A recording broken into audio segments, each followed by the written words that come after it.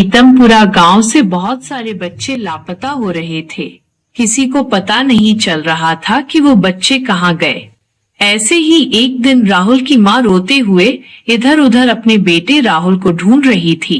राहुल अब एक भयानक काली कोठरी में खड़ा था और उसके सामने खड़ी थी एक बूढ़ी चुड़ैल, जिसके हाथ में एक बेलन था।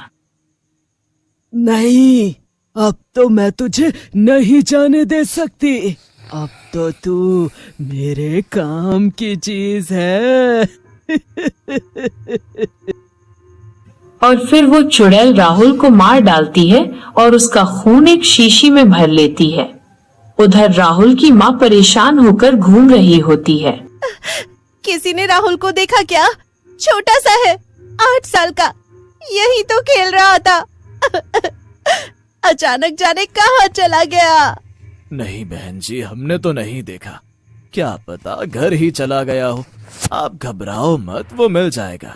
मैंने पुलिस को भी बता दिया, लेकिन मेरा बेटा अभी तक नहीं मिला। जाने कहाँ चला गया वो। पुलिस भी उसको 1 दिन के बाद ही ढूंढेगी। इसके अलावा पीतमपुरा में और भी कुछ बहुत प्रसिद्ध हो रहा था। वहाँ के लोग अचार खाने के बहुत शौकीन थे। हर खाने के साथ अचार जरूर लिया करते। एक दिन सूरज का भाई मोहित कुछ दिन की छुट्टियों के लिए पीतमपुरा वापस आया।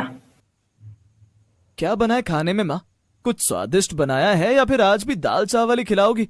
कितने दिनों बाद आपका बेटा घर आया है, आज तो कुछ स्वादिष्ट खिला दो। अरे बेटा, बिल्कुल, लेकिन सबसे पहले तो मैं तुझे आम का अचार खिलाना चाहती हूँ। ये अचार खाएगा ना, तब तुझे स्वाद का असली मतलब पता चलेगा। क्या माँ, आप लोग अब भी अचार खाते हो? मैंने ये सब खाना छोड़ दिया है। अचार सेहत के लिए अच्छा नहीं होता। शहर में कोई भी अचार नहीं खाता है। मुझे मत देना आप अपना अचार।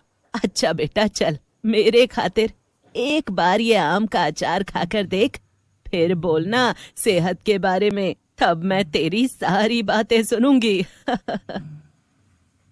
अचार खाने के लिए तैयार हो जाता है और फिर जैसे ही मोहित हल्का सा अचार मुंह में डालता है तो उसका मुंह खुला का खुला रह जाता है। वो अचार इतना स्वादिष्ट होता है जितना स्वादिष्ट अचार उसने कभी नहीं खाया होता। ये अचार मैंने नहीं बनाया है, ये गंगू नानी ने बनाया है। गंगू नानी इसी गांव में रहती हैं। वो बहुत बूढ़ी हैं। उनके बनाए सभी अचार की खुशबू पूरे गांव में फैल जाती थी। गर्मियों की शुरुआत होते ही गांव के लोग उनके दरवाजे पर लाइन लगाते थे। कहते हैं उनका बनाया हुआ आम का अचार एक बार जो खा ले, उसे जिंदगी भर वो स्वाद भूलता नहीं। हाँ। तब तो इस नानी से मुझे मिलना पड़ेगा। पता तो करूं आखिर ये अपने अचार में ऐसा क्या डालती हैं जो लोग इतने पागल हुए पड़े हैं। आओ बेटा, बैठो, बताओ क्या लोगे? सही बताऊं तो बस मैं जानना चाहता हूँ, आप अपने अचार में क्या डालती हैं? देखो बेटा, ये तो मैं तुम्हें नहीं बता सकती। ये तो मेरा अपना स्वाद है। ठीक है नानी, फिर मैं चलता हूँ। मोहित उनकी न सुनकर उदास नहीं हुआ था, बल्कि और इच्छुक हो गया था। फिर रात को वो गंगू नानी के घर के पास पहुंचा। घर के अंदर से कुछ आवाजें आ रही थी। तभी एक बिल्ली ने म्याऊं किया। तो तुम थी? मैं तो डर गया था। तुम सबको एक एक करके इन सारी शीशियों में बंद कर दूंगी। तुम्हारा काम बस इतना है कि लोगों को मैं और अच्छा और स्वादिष्ट अचार खिला सकूं। तभी उसे एक चीखने की आवाज आई। वो आवाज उस औरत की थी। मोहित डर गया। थोड़ी देर बाद उसको एक बच्चे के चीखने की आवाज आई और उसके बाद ऐसा लगा मानो कोई किसी को पीट रहा हो। यहाँ कुछ तो गड़बड़ है। गंगू नानी कुछ ठीक नहीं लगती। तभी अचानक उसके सामने गंगू नानी आकर खड़ी हो जाती है। उनके हाथ में एक बेलन होता है और बेलन से खून टपक रहा होता है। तुम यहाँ क्या कर? मोहित वहाँ से डर के मारे भाग जाता है। अगली सुबह जब वो उठता है तो एक बार फिर से बच्चे के खोने की खबर आती है। उसकी माँ गलियों में घूम घूम कर रो रही होती है। किसी को चोट लगी है क्या? नहीं बेटा, बीते कुछ सालों से यहाँ पर इतने बच्चे चोरी हो रहे हैं। न जाने वो कहाँ जाते हैं, कौन उनको लेकर चला जाता है, कुछ समझ नहीं आता। फिर मोहित को एकदम से याद आता है कि रात को जब वो गंगू नानी के घर के बाहर था तो किसी बच्चे की चीखने की आवाज आई थी।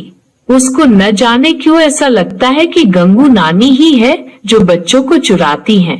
तो वो फिर से तय करता है गंगू नानी के घर जाने का।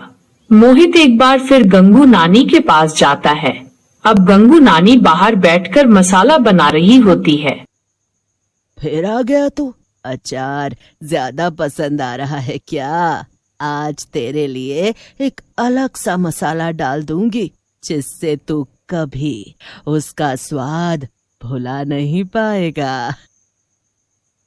गंगू नानी की आवाज अब डरावनी लग रही थी। मोहित गौर करता है कि गंगू नानी का एक पैर पीछे की तरफ मुड़ा हुआ था और एक सामने की तरफ उससे रहा नहीं जाता और वो नानी से पूछ ही लेता है। बुढ़ापे में अक्सर ऐसा ही होता है बेटा, तुम नहीं समझोगे। तभी मोहित की नजर उस बेलन पर पड़ती है। उस पर अभी भी खून लगा होता है। मोहित बहुत डर जाता है लेकिन कुछ बोल नहीं पाता। वो घर जाकर सोचने लग जाता। तभी उसको सुनाई देता है कि पारो नाम की एक लड़की जो नानी की बहुत प्यारी थी अचानक लापता हो गई। गांव वालों ने बहुत तलाशा लेकिन उसका कुछ पता नहीं चला।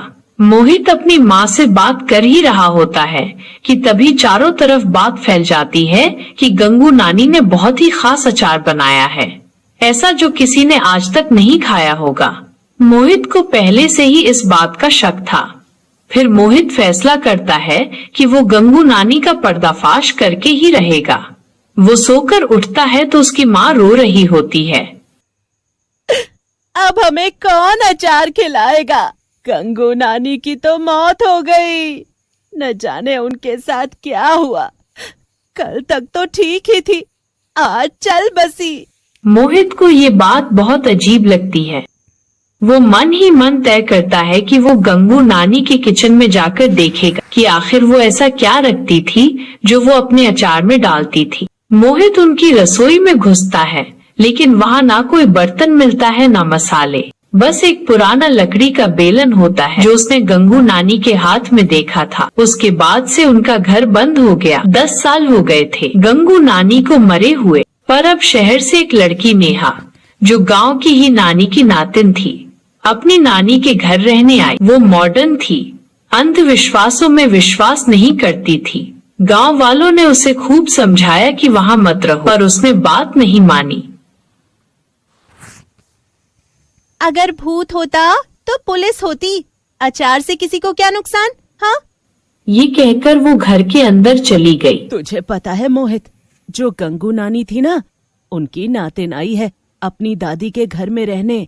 इधर दूसरी तरफ उसी रात नेहा ने सपने में देखा कि एक बुढ़िया चुड़ैल सिर पर टोकरी लिए रसोई में अचार बना रही है और उसी अचार में कुछ हिलता हुआ जीव डुबो रही है। आंख खुली तो रसोई से वही पुराने अचार की गंध आ रही थी। नेहा को अचानक रसोई के कोने में एक छुपी हुई तहखाने की सीढ़ी दिखी। वो डरते डरते नीचे उतरी। वहाँ पर हर शीशी में एक आंख, एक बालों का गुच्छा या नाखून दिखाई दे रहा था। नेहा चीख पड़ी। पीछे देखा तो गंगू नानी चुड़ैल के रूप में खड़ी थी।